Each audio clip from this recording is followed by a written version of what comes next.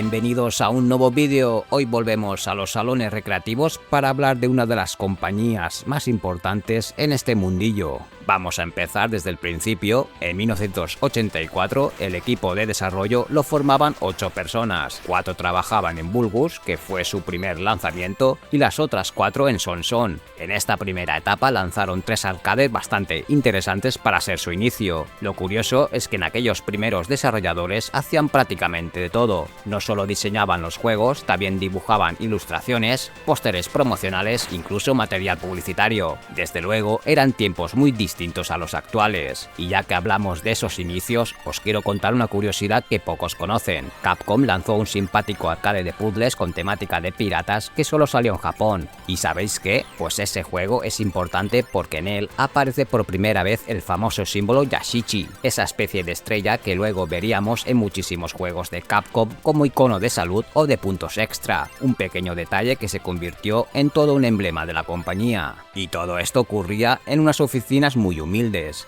Estaban en una planta baja de un edificio que era un antiguo gimnasio de béisbol, y allí empezaron sus primeros pasos con una filosofía muy clara: arriesgar y experimentar, porque ellos pensaban que si siempre hacías el mismo tipo de juego, la gente acababa cansándose. Un buen ejemplo de que Capcom empezaba a experimentar fue Legendary Wings. A simple vista era un juego de naves con una temática mitológica que llamaba la atención, pero lo que realmente sorprendía es que según avanzabas, el juego daba un giro inesperado y se convertía en un juego de acción de desplazamiento lateral. Y no era algo puntual, sino que alternaba constantemente entre ambos estilos, como si fueran dos juegos en uno.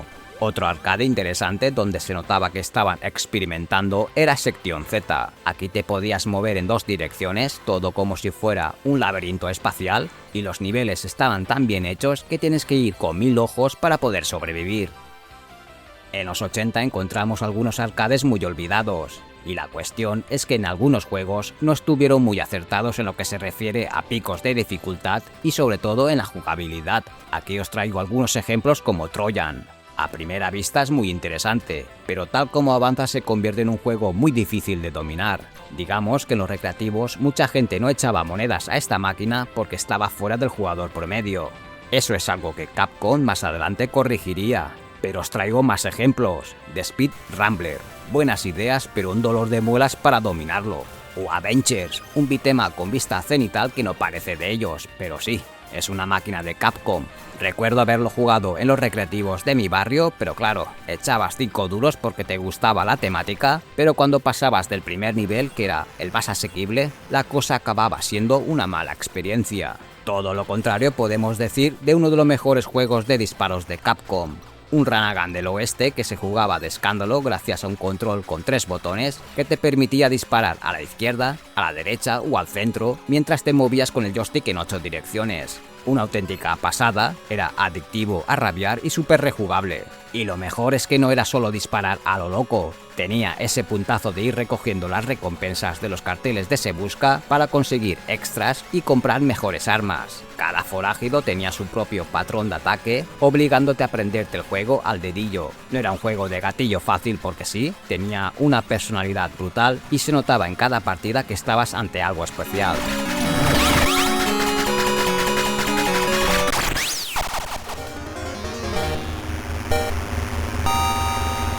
Seguimos con más juegos, ya que ellos tuvieron un poco de todo en sus inicios, intentaban experimentar en todos los géneros, pero encontramos también algunos arcades bastante simpáticos como el F1 Dream. A simple vista parece el típico arcade de Fórmula 1, sencillo y muy adictivo, de esos de acelerar y disfrutar, pero tenía algunos detalles muy peculiares, como los nombres parodiados de pilotos reales de la época o esos mecánicos y espectadores cruzando el circuito. Era un juego muy arcade, directo y con mucho encanto.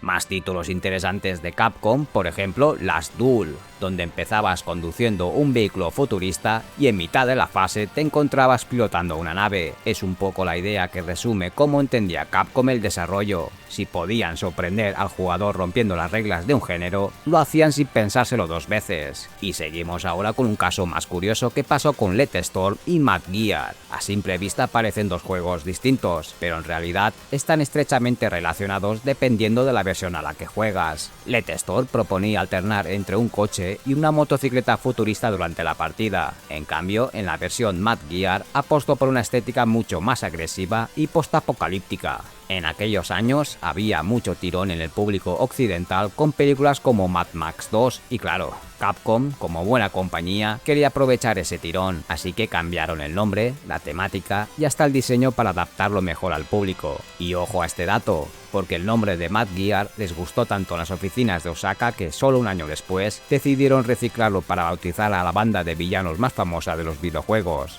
la banda de Mad Gear de Final Fight.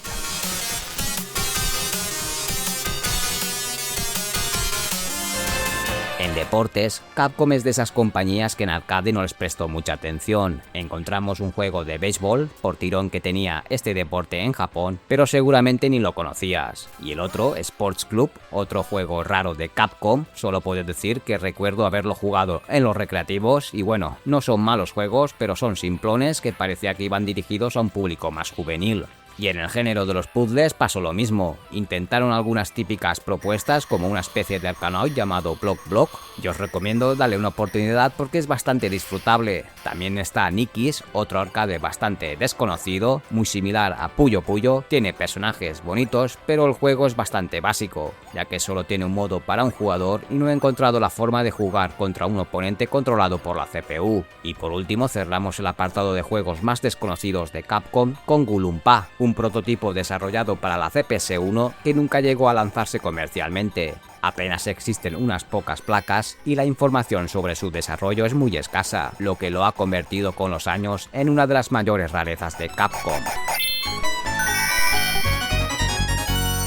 Pasamos ahora a una época dorada. Capcom ya reinaba en los arcades con sus grandes éxitos, pero muchos de nosotros tuvimos la suerte de ir más allá y descubrir el lado más amable, colorido y mágico de la compañía. Y para empezar, qué mejor que las Tres Maravillas. Yo tuve la suerte de jugarlo en su día y la primera vez que metí mis primeras monedas me quedé a cuadros. Tenías que elegir entre tres juegos, un juego de puzzle, otro de disparos y el último un juego de acción. Con el tiempo, el favorito de todos que elegíamos en aquella época fue claramente el de aventuras y acción, ya que parecía el más divertido de todos, pero hay que decir que los tres juegos están muy bien. Otra cosa a destacar es que Capcom en aquella época tenía la jugabilidad y la dificultad ajustadas al milímetro. Lo pudimos comprobar en los famosos gemelos de Mega Twins. Visualmente era una auténtica delicia, personajes cabezones, expresiones graciosas y ese rollo kawaii noventero que tanto nos molaba. Pero no os engañéis, detrás de esa fachada tan cookie se escondía una dificultad que en los niveles finales te exigía reflejos de acero.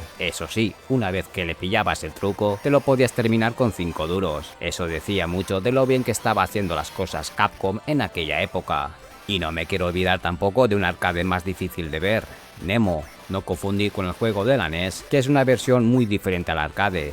Aquí es un plataformas de acción mucho más directo, donde vas repartiendo estacazos con tu cetro mágico. Después de haberlo jugado, puedo decir que es bastante recomendable, así que os lo recomiendo por si todavía no lo habéis jugado. Y con la llegada de la CPS-1 fue sin duda una de las claves de que tuvieron tantos éxitos, pero quiero recordar aquellos que quedaron más relegados, como por ejemplo Bart, una especie de 1942 pero moderno. Como veis, tiene un fantástico pixel art, pero lo que pasa es que Capcom con el tiempo vio que el género de los shoot 'em ups se estaba convirtiendo en un nicho muy cerrado, sobre todo en Occidente, así que con total frialdad comercial fue dejando de lado las naves y le cedió el terreno a otras compañías especializadas. Tampoco me quiero olvidar de Echo Fighters. Me encanta el pixel art y lo bien hecho que está todo. Buenos sprites, los colores vibrantes y ese arte anime tan característico de Capcom en los 90. Además, tiene una mecánica no jugable muy interesante, ya que puedes controlar el disparo con tu brazo articulado. Otro arcade para matar alguna que otra tarde aburrida.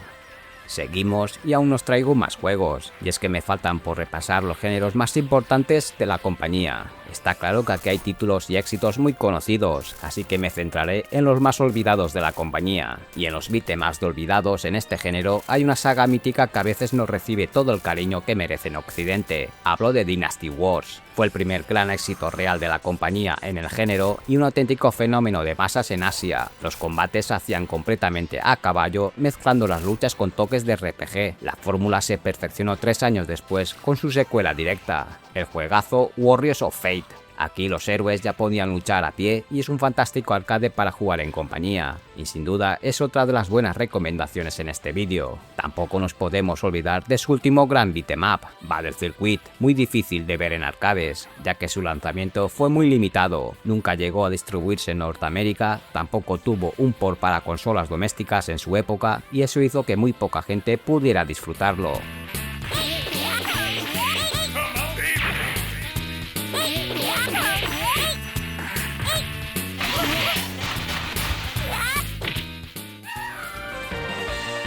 Bueno, y vamos a terminar con los juegos de lucha. Hay bastantes, así que los divido en grupos. Primero nos centraremos en los juegos de mecha. Curiosamente, en este encontramos bastantes buenos títulos pero muy olvidados. Fijaos en Cyberbot, vaya pasada de espectáculo de gráficos 2D, un arcade muy interesante. Y solo 3 años después, se sacaron de la manga su sucesor espiritual en 3D, el Tech Romancer, un homenaje a los animes de mechas de los 70 y 80.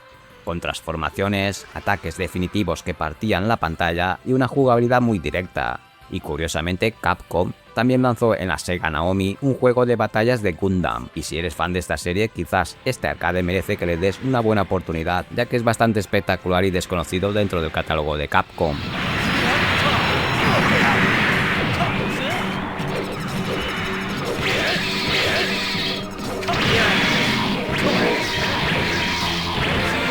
Continuando con la lucha, nos encontramos con una propuesta bastante rara de Capcom, basada en un personaje mítico como Spawn. Y digo rara porque no es un juego de lucha al uso, es más bien una arena shooter en 3D donde corres por escenarios, recoges armas y te enfrentas a oleadas de enemigos o a otros jugadores en un deathmatch. Visualmente era una pasada, los gráficos de la Naomi lucían espectaculares, con personajes muy detallados y efectos de luz que molaban un montón. Su modo estrella era el Boss Attack, un boss rush donde tú y un compañero tenías que eliminar a una larga lista de jefes finales, pero también tenía sus problemas, sobre todo con la cámara, que era un poco incómoda de manejar, y una IA de los enemigos que a veces hacía cosas muy raras. No es que sea un gran arcade, pero tiene ese punto de rareza que lo hace interesante para los que buscan cosas diferentes en el catálogo de Capcom. Y ojo, tenía más de 30 personajes jugables, incluyendo algunos tan absurdos como un gorila gigante.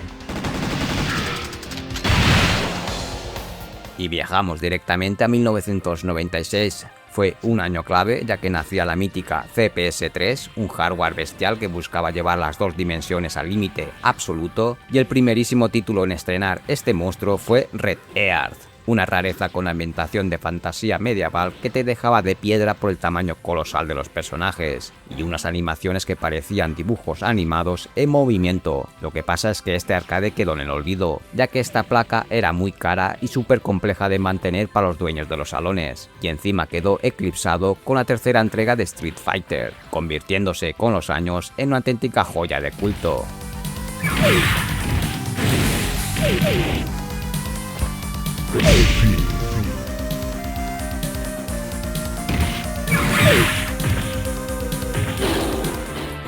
Capcom se movía como pez en el agua en el 2D, eso lo sabemos todos, pero en el 3D ellos también experimentaron desarrollando títulos hoy en día muy olvidados como Star Gladiator. Digamos que sentó las bases para el futuro y de hecho nos dejó una secuela que es una delicia visual. Me encanta, este arcade tiene una estética especial que demostraba también que el potencial de Capcom en los entornos poligonales también era tremendo.